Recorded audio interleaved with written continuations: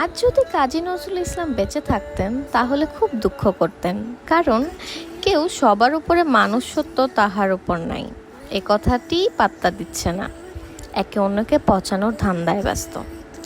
বেঁচে আছেন নজরুল ধরে নেই তো হয়েছেটা কি, কাজী নজরুল এমনি পচাপচি দেখে আরও মনক্ষুণ্ণ হন। আরও ক্ষিপ্ত গতিতে তিনি লিখে যাচ্ছেন, তিনি ঝলসে উঠেছেন ঝালের তেজে।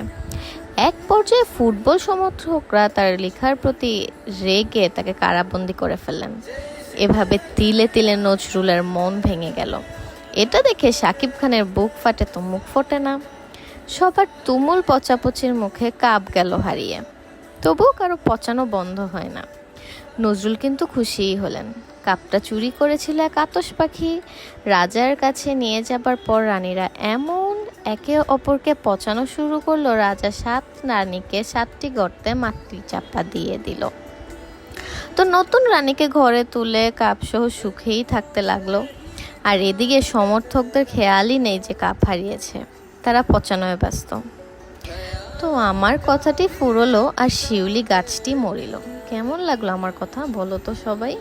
অ্যাকচুয়ালি আমার কথাগুলো আতশ পাখিটার একেবারেই ভালো লাগেনি। তো ও না অনেক অ্যাপেল খেতে ভালোবাসে। তো অ্যাপেল খাবার এক পর্যায়ে বলল যে অ্যাকচুয়ালি আমি আর এখন অ্যাপেল খাবো না, আমি হচ্ছে গিয়ে রচনার মাথা খাবো। ওর মাথা খেয়ে দে আমি ঘুমিয়ে পড়বো। আজকের মতো টাটা।